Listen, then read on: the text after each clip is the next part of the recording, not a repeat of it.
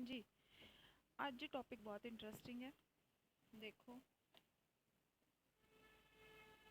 ਅੱਜ ਦਾ ਜਿਹੜਾ ਆਪਣਾ टॉपिक है वो है कि रिलेशनशिप इंपॉर्टेंट है कि फिजिकल फैसिलिटीज़ ज़्यादा इंपॉर्टेंट है।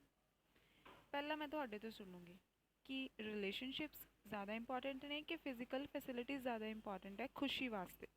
दसो।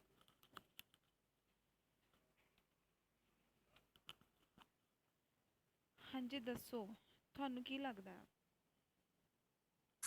फिजिकल फैसिलिटी की। अच्छा, फिजिकल फैसिलिटीज़ यस ਕਰਨ ਦੀ ਲਾਈਨ ਕਿਤੇ ਹੋਰ ਹੀ ਰਹਿੰਦੀ ਆ ਹਮੇਸ਼ਾ ਸਾਰਿਆਂ ਤੋਂ ਡਿਫਰੈਂਟ।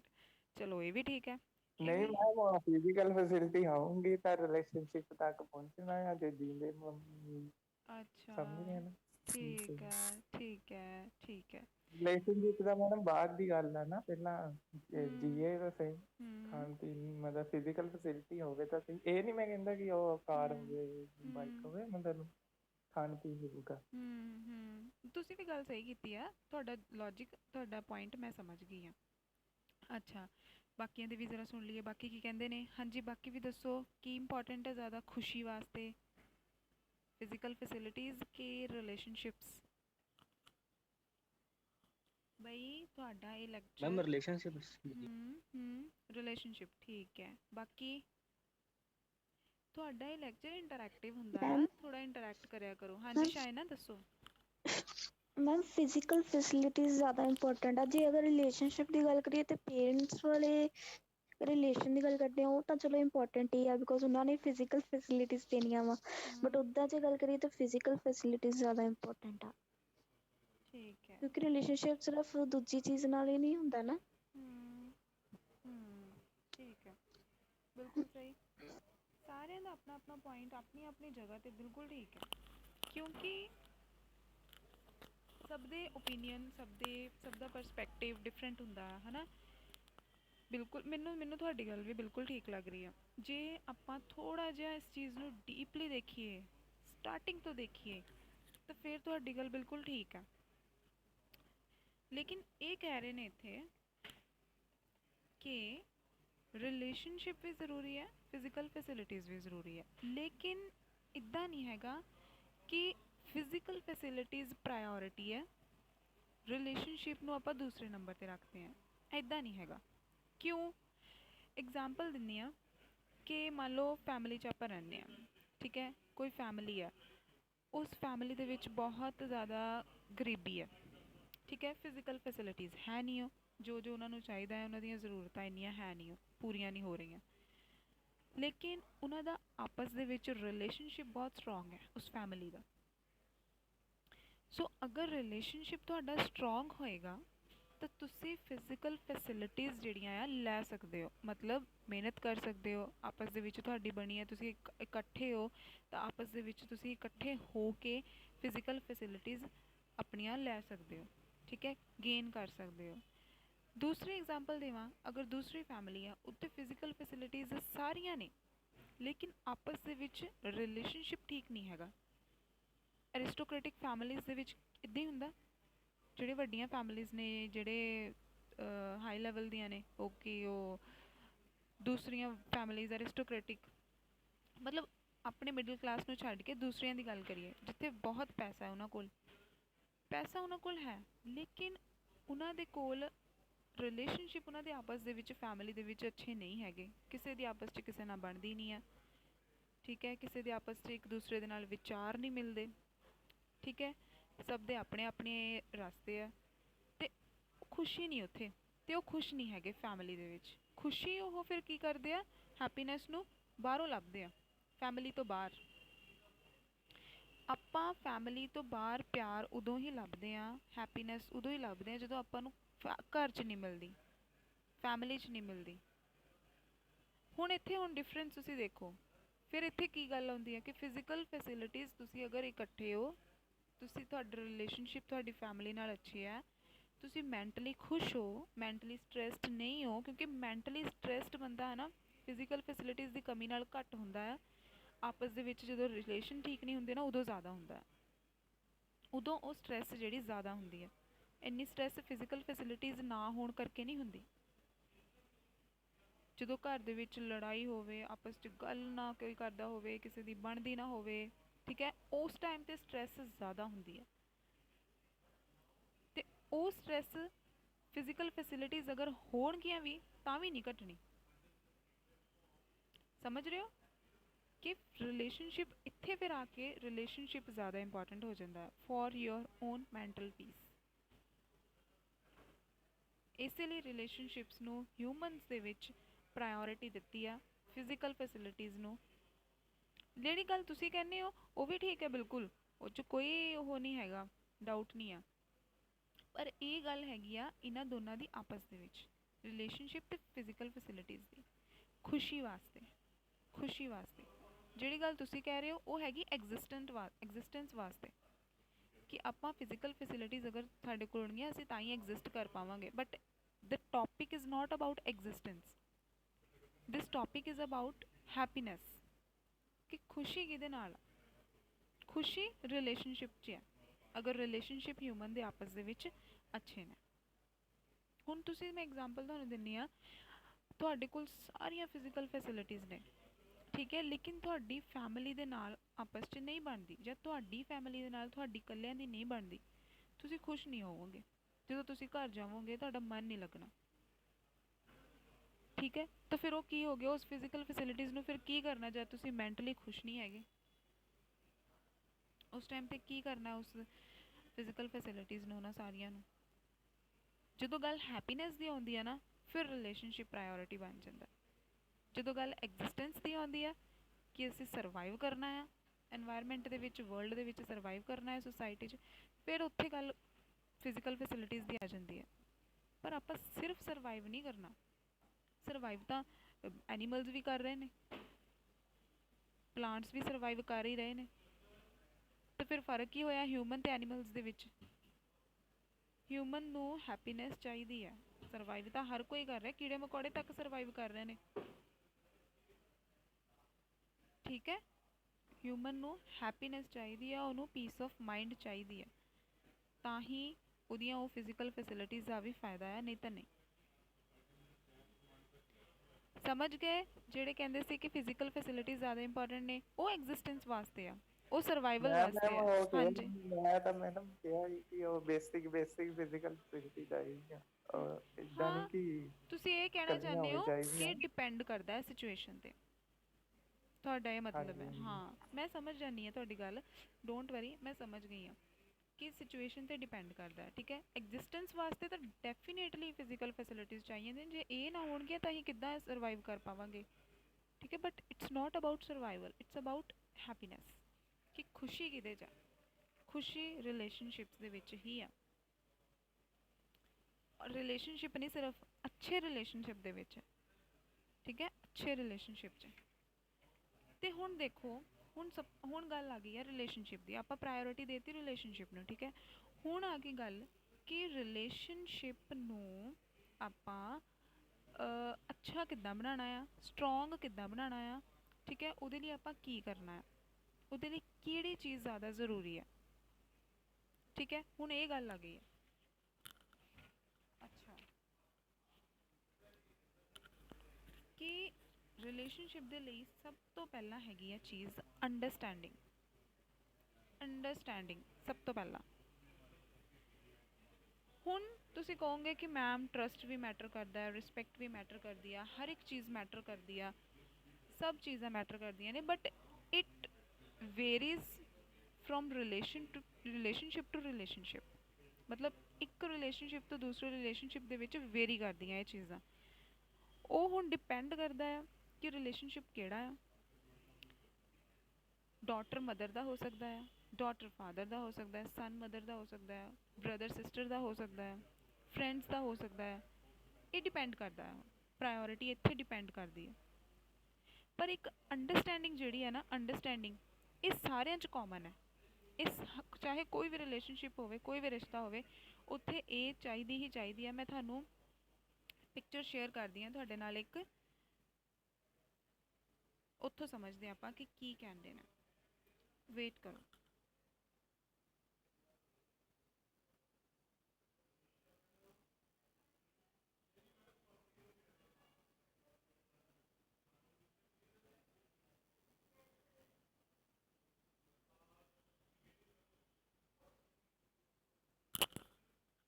रुको ज़रा एक मिनट।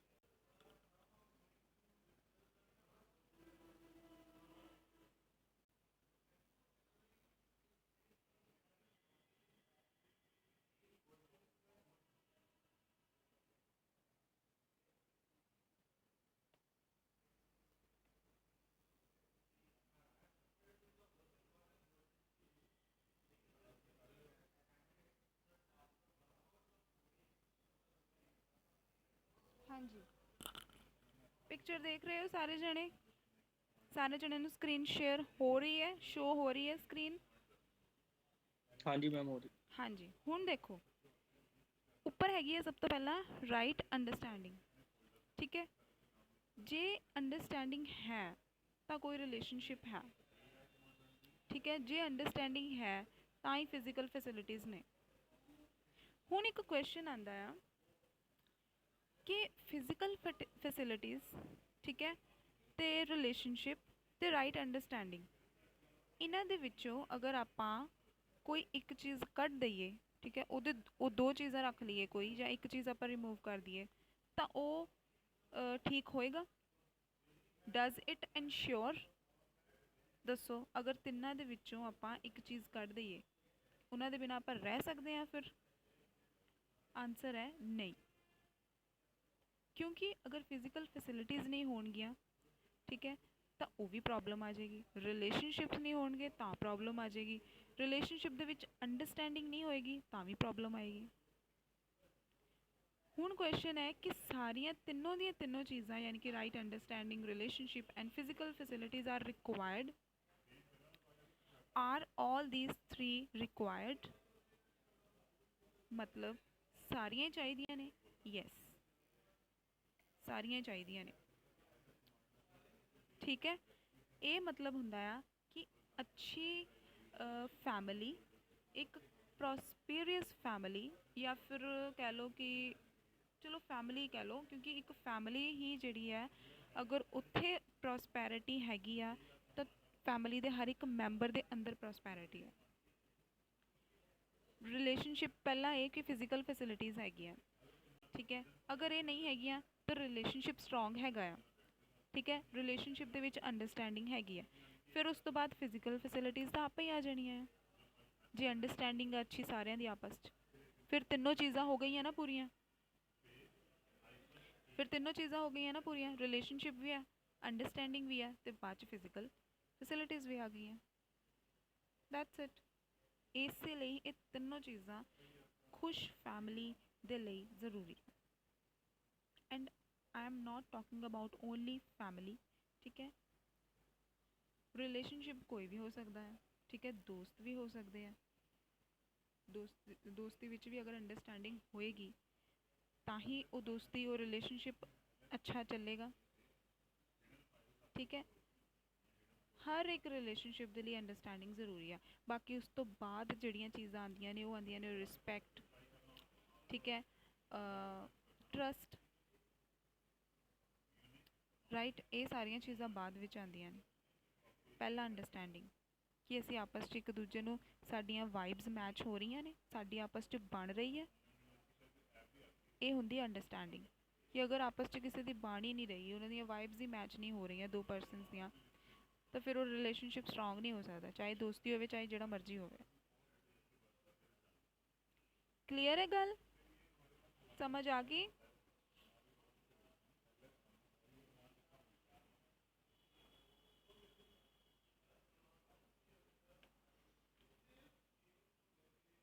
ਹਾਂਜੀ ਦੱਸੋ, ਆਵਾਜ਼ ਮੈਨੂੰ ਲੱਗਦਾ, ਮੈਨੂੰ ਫਿਰ ਐਂ ਲੱਗਣ ਲੱਗ ਜਾਂਦਾ ਕਿ ਤੁਹਾਡੇ ਤੱਕ ਮੇਰੀ ਆਵਾਜ਼ ਨਹੀਂ ਪਹੁੰਚ ਰਹੀ। ਹਾਂ, ਯੂ जी ਮਸਟ हाँ जी ਲੱਗ लग ਰਿਸਪੌਂਡ, ਰਹੀ। सही। ਰਿਸਪੌਂਡ ਜ਼ਰੂਰ ਕਰਿਆ ਕਰੋ, ਫਿਰ ਨਹੀਂ ਤਾਂ ਮੈਨੂੰ ਐਂ ਲੱਗਦਾ ਕਿ ਆਵਾਜ਼ ਨਹੀਂ ਸ਼ਾਇਦ ਪਹੁੰਚੀ। ਅੱਛਾ, ਹੁਣ ਇੱਕ ਕੁਐਸਚਨ ਹੈ ਕਿ if all three are needed, ਜੇ ਸਾਰੀਆਂ ਦੀਆਂ ਸਾਰੀਆਂ ਚਾਹੀਦੀਆਂ ਨੇ, ਤਾਂ ਫਿਰ ਪ੍ਰਾਇੋਰਿਟੀ ਕਿਹੜੀ ਇਹਨਾਂ ਦੇ ਵਿੱਚੋਂ? ਤਿੰਨੋਂ ਦੀਆਂ ਤਿੰਨੋਂ ਹੀ ਹੁਣ ਚਾਹੀਦੀਆਂ ਨੇ ਆਪਾਂ ਨੂੰ, ਲੇਕਿਨ ਸਭ ਤੋਂ ਪਹਿਲਾਂ ਕੀ ਚਾਹੀਦਾ ਹੈ? ਦੱਸੋ ਸਾਰੇ ਜਣੇ, ਜੇ ਕਿਸੇ ਨੂੰ ਸਮਝ ਲੱਗੀ ਹੈ ਇਸ ਚੀਜ਼ ਤੋਂ, ਪ੍ਰਾਇੋਰਿਟੀ ਕਿਸ ਚੀਜ਼ ਨੂੰ ਦੇਣੀ ਇਹਨਾਂ ਤਿੰਨਾਂ ਚੀਜ਼ਾਂ ਦੇ ਵਿੱਚੋਂ? Right to understand man. Good, good. ਹੋਰ ਬਾਕੀਆਂ ਨੂੰ ਕੀ ਲੱਗਦਾ ਹੈ? ਮੈਮ ਅੰਡਰਸਟੈਂਡਿੰਗ ਹੈ ਪਹਿਲਾ ਨੰਬਰ। ਠੀਕ ਹੈ, ਬਾਕੀ ਹੋਰ ਵੀ ਦੱਸੋ ਬਈ, ਸਭ ਇੰਟਰੈਕਟ ਕਰੋ ਪਲੀਜ਼। ਇੰਟਰੈਕਟਿਵ ਲੈਕਚਰ ਹੈ ਪੂਰਾ, ਠੀਕ ਹੈ। ਮੈਂ ਤੁਹਾਡੇ ਵੀ ਵਿਚਾਰ ਸੁਣਨੇ ਆ ਕਿ ਤੁਹਾਨੂੰ ਕੀ ਲੱਗਦਾ ਆ। ਦੱਸੋ ਬਾਕੀ ਜਣੇ, ਫਿਰ ਨਹੀਂ ਤਾਂ ਮੈਂ ਨਾਮ ਲੈ ਕੇ ਸਾਰਿਆਂ ਤੋਂ ਬੁਲਵਾਉਂਗੀ।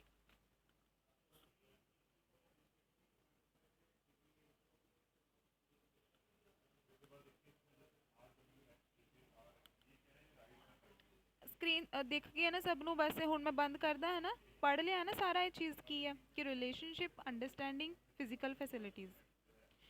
ਕਲੀਅਰ ਹੋ ਗਈ ਹੈ ਨਾ ਇਹ ਗੱਲ? ਫਿਰ ਮੈਂ ਹੁਣ ਸਕਰੀਨ ਸ਼ੇਅਰਿੰਗ ਬੰਦ ਕਰਦਾ। ਹਾਂਜੀ ਕਰ ਦੋ ਮੈਮ। ਠੀਕ ਹੈ ਜੀ।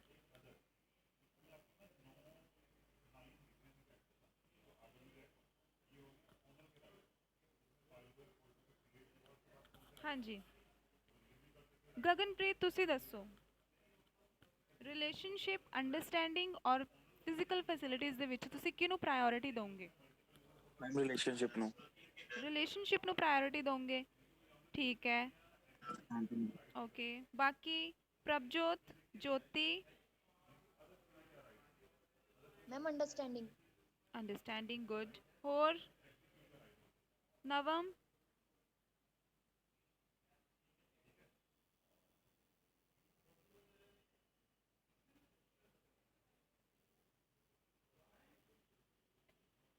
Navam, you have to speak.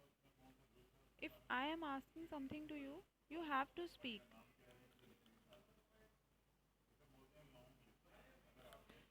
Mic problem ਹੈ, ਦੈਟ ਇਜ਼ ਗੁੱਡ ਐਕਸਕਿਊਜ਼। ਸਾਰੇ ਜਣੇ ਹੁਣ ਮੈਨੂੰ ਇਹੀ ਐਕਸਕਿਊਜ਼ ਦੇ ਦਿਆ ਕਰੋ ਜਦੋਂ ਬੋਲਣ ਨੂੰ ਦਿਲ ਨਹੀਂ ਕੀਤਾ ਜਾਂ ਬੋਲਣਾ ਨਹੀਂ ਹੈ ਕਿ ਮੈਮ ਮਾਈਕ ਪ੍ਰੋਬਲਮ ਹੈ। ਚਲੋ ਜੀ, ਮੰਨ ਲੈਂਦੀ ਹਾਂ, ਠੀਕ ਹੈ। ਅੱਛਾ, ਗਗਨਪ੍ਰੀਤ ਨੇ ਕਿਹਾ ਹੈ ਕਿ ਰਿਲੇਸ਼ਨਸ਼ਿਪ, ਬਾਕੀ ਸਾਰੇ ਨੇ ਕਿਹਾ ਅੰਡਰਸਟੈਂਡਿੰਗ, ਠੀਕ ਹੈ। ਅੰਡਰਸਟੈਂਡਿੰਗ ਪ੍ਰਾਇੋਰਿਟੀ, ਕਿਉਂਕਿ ਗਗਨਪ੍ਰੀਤ ਅਗਰ ਅੰਡਰਸਟੈਂਡਿੰਗ ਹੀ ਨਹੀਂ ਹੋਏਗੀ ਤਾਂ ਉਹ ਰਿਲੇਸ਼ਨਸ਼ਿਪ ਵਰਕ ਕਿੱਦਾਂ ਕਰੇਗਾ? ਰਿਲੇਸ਼ਨਸ਼ਿਪ ਅੰਡਰਸਟੈਂਡਿੰਗ ਦੇ ਉੱਪਰ ਟਿਕਿਆ ਹੋਇਆ ਆ। ਜੀ ਅੰਡਰਸਟੈਂਡਿੰਗ ਉਹਦਾ ਬੇਸ ਹੈ, ਅਗਰ ਉਹ ਨਿਕਲ ਜਾਏਗੀ, ਉਹ ਨਹੀਂ ਰਹੇਗੀ, ਤਾਂ ਫਿਰ ਰਿਲੇਸ਼ਨਸ਼ਿਪ ਨਹੀਂ ਰਹੇਗਾ, ਟਿਕ ਨਹੀਂ ਪਾਏਗਾ, ਵਰਕ ਨਹੀਂ ਕਰ ਪਾਏਗਾ। ਠੀਕ ਹੈ ਗਗਨਪ੍ਰੀਤ? ਹਾਂਜੀ ਮੈਮ। ਹਾਂਜੀ, ਹੁਣ ਤੁਸੀਂ ਦੇਖੋ, ਬਹੁਤ ਬੱਚੇ ਤਾਂ ਸੋਚਦੇ ਹੋਣਗੇ ਕਿ ਫਿਜ਼ੀਕਲ ਫੈਸਿਲਿਟੀਜ਼ ਚਾਹੀਦੀਆਂ ਨੇ, ਰਿਲੇਸ਼ਨਸ਼ਿਪ ਤੋਂ ਬਾਅਦ ਦੀ ਗੱਲ ਹੈ।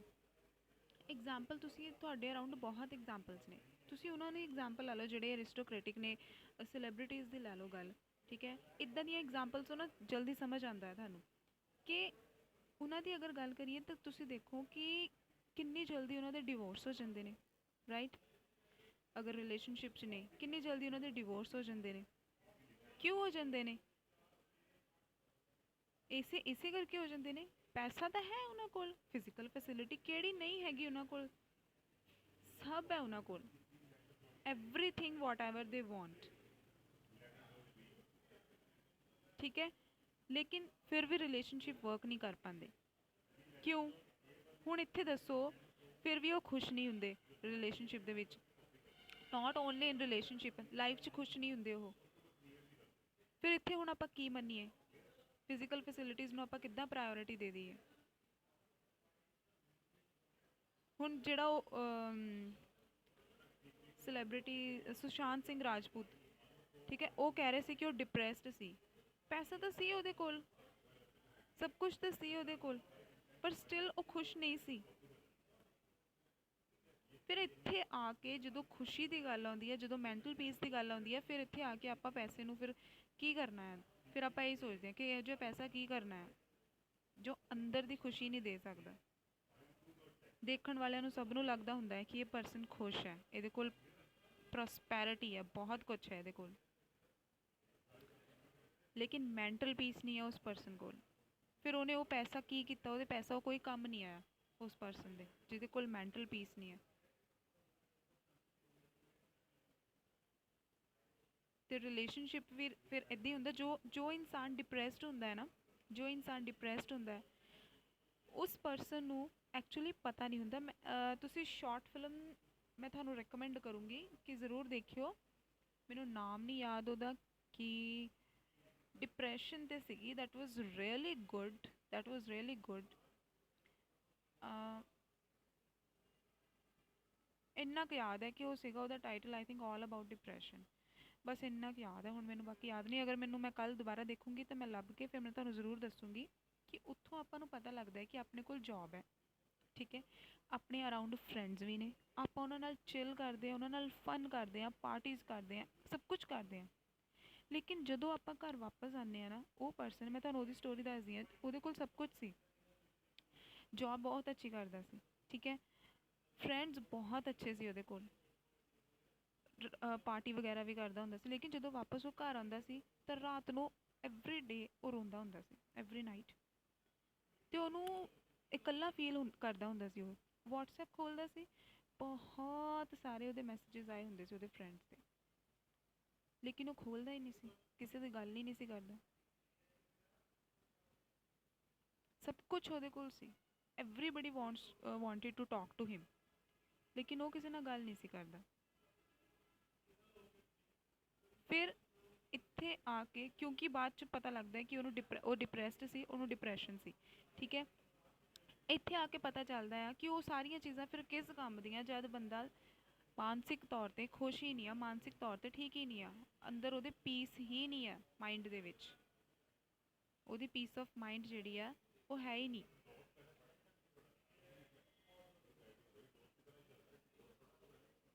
ਠੀਕ ਹੈ, ਫਿਰ ਜਦੋਂ ਇੱਦਾਂ ਦੀਆਂ ਗੱਲਾਂ ਆਪਣੇ ਸਾਹਮਣੇ ਆਉਂਦੀਆਂ ਨਾ, ਫਿਰ ਆਪਾਂ ਕਹਿੰਦੇ ਹਾਂ ਕਿ ਛੱਡੋ ਇੱਦਾਂ ਦੀ ਫਿਜ਼ੀਕਲ ਫੈਸਿਲਿਟੀਜ਼। ਮੈਂ ਤੁਹਾਨੂੰ ਹਰ ਇੱਕ ਲੈਕਚਰ ਦੇ ਵਿੱਚ ਇਹ ਗੱਲ ਜ਼ਰੂਰ ਕਹਿੰਦੀ ਹਾਂ ਕਿ ਐਟ ਦੀ ਐਂਡ ਸਿਰਫ ਇੱਕ ਚੀਜ਼ ਮੈਟਰ ਕਰਦੀ ਹੈ, ਉਹ ਤੁਹਾਡੀ mental piece, piece of mind. ਉਹਨੂੰ ਕੋਈ ਡਿਸਟਰਬ ਨਾ ਕਰੇ ਜਾਂ ਉਹਨੂੰ ਤੁਸੀਂ ਖੁਦ ਡਿਸਟਰਬ ਨਾ ਕਰ ਪਾਓ, ਦੈਟ ਇਜ਼ ਮੋਰ ਇੰਪੋਰਟੈਂਟ। ਬਾਕੀ ਫਿਜ਼ੀਕਲ ਫੈਸਿਲਿਟੀਜ਼ ਸਭ ਮਿਲ ਜਾਂਦੀਆਂ ਹੁੰਦੀਆਂ ਜਦੋਂ ਆਪਾਂ ਖੁਸ਼ ਹੁੰਦੇ ਹਾਂ ਨਾ, ਉਹ ਆਪਾਂ ਸਭ ਕਮਾ ਲੈਂਦੇ ਹਾਂ, ਸਭ ਕੁਝ ਕਮਾ ਲੈਂਦੇ ਹਾਂ ਆਪਾਂ। ਸਮਝ ਗਏ ਸਾਰੇ ਜਣੇ? ਗੱਲ ਕਲੀਅਰ ਹੋ ਗਈ? ਦੱਸੋ ਜ਼ਰਾ।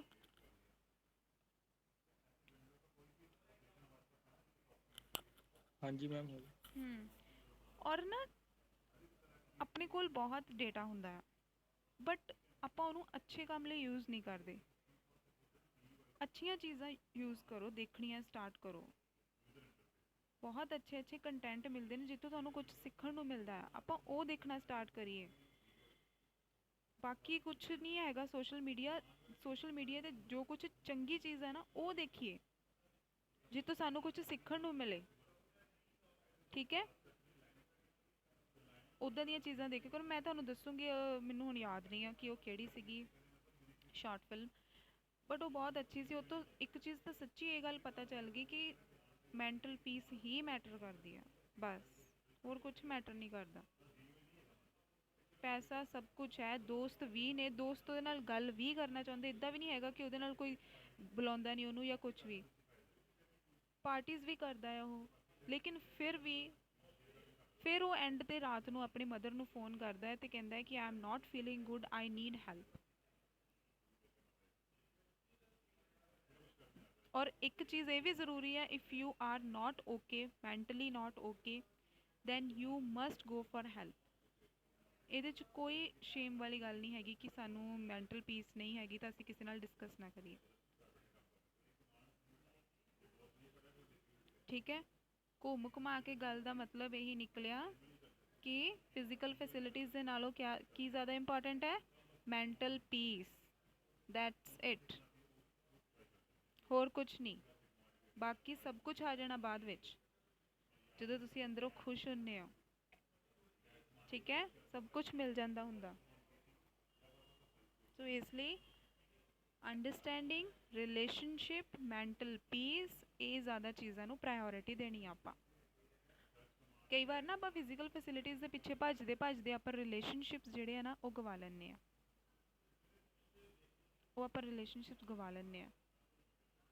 ਔਰ ਅੱਜ ਕੱਲ੍ਹ ਹੋ ਹੀ ਇੱਦਾਂ ਰਿਹਾ ਆ। ਅੱਜ ਕੱਲ੍ਹ ਐਕਚੁਅਲੀ ਇੱਦਾਂ ਹੀ ਹੋ ਰਿਹਾ ਹੈ। ਘਰ ਫੈਮਿਲੀ 'ਚ ਕੋਈ ਵੀ ਬੱਚਾ ਆਪਣੀ ਫੈਮਿਲੀ ਨਾਲ ਗੱਲ ਨਹੀਂ ਕਰਦਾ, ਸਾਰੇ ਫੋਨ 'ਤੇ ਲੱਗੇ ਰਹਿੰਦੇ ਨੇ ਪੂਰਾ ਟਾਈਮ,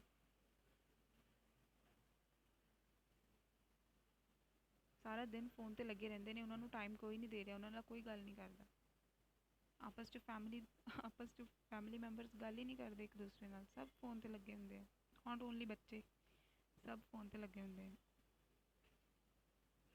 ਸੋ ਇਸੇ ਲਈ ਕਹਿੰਦੇ ਆ ਕਿ ਰਿਲੇਸ਼ਨਸ਼ਿਪ ਮੈਟਰ ਕਰਦੇ ਨੇ ਬਹੁਤ ਜ਼ਿਆਦਾ। ਇਹ ਜਿਹੜੀ ਫੋਨ ਹੈ ਨਾ, ਇਹ ਸਾਨੂੰ ਟੈਂਪਰੇਰੀ ਹੈਪੀਨੈਸ ਦਿੰਦਾ ਆ, ਠੀਕ ਹੈ, ਅਤੇ ਜਿਹੜੇ ਸਾਡੇ ਰਿਲੇਸ਼ਨਸ਼ਿਪਸ ਨੇ ਉਹ ਸਾਨੂੰ ਐਕਚੁਅਲੀ ਮੈਂਟਲ ਪੀਸ ਦਿੰਦਾ ਔਰ ਪਰਮਾਨੈਂਟ। ਇਹ ਤਾਂ ਜਸਟ ਜਿੰਨਾ ਟਾਈਮ ਫੋਨ ਚਲਾਇਆ ਆਪਾਂ, 2 ਮਿੰਟ ਚਲਾਇਆ, 3 ਮਿੰਟ ਚਲਾਇਆ, ਅੱਧਾ ਘੰਟਾ ਚਲਾਇਆ, ਉਹ ਉਨੇ ਕੁ ਟਾਈਮ ਦੀ ਖੁਸ਼ੀ ਆ ਉਹ, ਬਸ। ਉਸ ਤੋਂ ਬਾਅਦ ਉਹ ਸਾਨੂੰ ਡਿਪਰੈਸ ਕਰਦਾ ਆ, ਸਾਡਾ ਸਿਰ ਦੁਖਣ ਲੱਗ ਜਾਂਦਾ ਆ, ਅੱਖਾਂ ਦੁਖਣ ਲੱਗ ਜਾਂਦੀਆਂ ਨੇ, ਉਹ ਸਾਨੂੰ ਡਿਪਰੈਸ ਕਰਦਾ ਆ ਫੋਨ। ਸੱਚਾਈ ਉਹ ਆ, ਬਟ ਆਪਾਂ ਕੀ ਕਰਦੇ ਹਾਂ, we ignore truth for temporary happiness. ਆਪਾਂ ਟੈਂਪਰੇਰੀ ਹੈਪੀਨੈਸ ਦੇ ਪਿੱਛੇ ਭੱਜਦੇ ਹਾਂ, ਫਿਰ ਚਾਹੇ ਪਿੱਛੇ ਰਿਲੇਸ਼ਨਸ਼ਿਪਸ ਜਿਹੜੇ ਨੇ ਪਏ ਇੰਪੋਰਟੈਂਟ ਉਹ ਰਹਿ ਜਾਣ। ਪ੍ਰਾਇੋਰਿਟੀ ਹਮੇਸ਼ਾ ਰਿਲੇਸ਼ਨਸ਼ਿਪ ਨੂੰ ਦੇਣੀ ਹੈ, ਠੀਕ ਹੈ ਜੀ। ਯਸ ਕਰਨ, ਓਕੇ। ਪ੍ਰਾਇੋਰਿਟੀ ਕਿਹਨੂੰ ਦੇਣੀ ਆ ਆਪਾਂ? ਰਿਲੇਸ਼ਨਸ਼ਿਪਸ ਨੂੰ। ਬਾਅਦ ਵਿੱਚ ਸਾਰਾ ਕੁਝ ਫਿਜ਼ੀਕਲ ਫੈਸਿਲਿਟੀ ਕੱਲੀ ਤੁਹਾਡੇ ਕੋਲ ਆ ਜਾਏਗੀ ਜਦੋਂ ਤੁਸੀਂ ਉਹਦੇ ਲਈ ਵਰਕ ਹਾਂਜੀ ਕਰੋਗੇ। ਹਾਂਜੀ ਚਲੋ ਅਟੈਂਡੈਂਸ ਬੋਲੋ ਜਲਦੀ ਜਲਦੀ। Neha, present ma'am. ਓਕੇ, ਪਹਿਲਾਂ ਸਕਰੀਨਸ਼ਾਟ ਲੈ ਲਈਏ।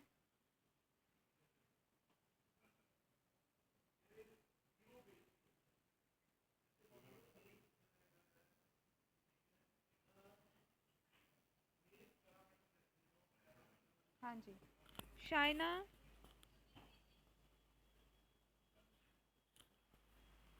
Shaina, please attend your roll call. Vishal, Vishal, ma'am हाँ जी, नेट नहीं होगा मैम, चलता सही है। अच्छा अच्छा ठीक है, हाँ जी ठीक है विशाल, ठीक है। Vijay, yes ma'am. Jyoti, present ma'am. Prabhjot, Prabhjot, yes Karan, Pallavi, ओए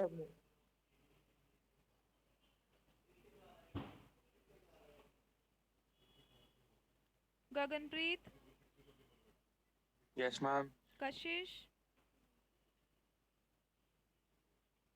नवम, yes ma'am. Sakshi, present ma'am. Satyam, present ma'am. ठीक है जी। कोई रह तो नहीं गया? नवम थोड़ी हो गई अटेंडेंस, कोई रह तो नहीं गया बाकी? मैम प्रभजोत प्रभजोत बोले ही नहीं, किद्दां करिए दसो उन्हां दी अटेंडेंस आपां मार्क करिए? मैम वो गया होना है, ड्राइविंग करदा होना है। ਗਿਆ ਹੋਣਾ ਆ, ਡਰਾਈਵਿੰਗ ਕਰਦਾ ਹੋਣਾ ਆ, ਇਹਦਾ ਕੀ ਮਤਲਬ? नहीं मैम वो ड्राइविंग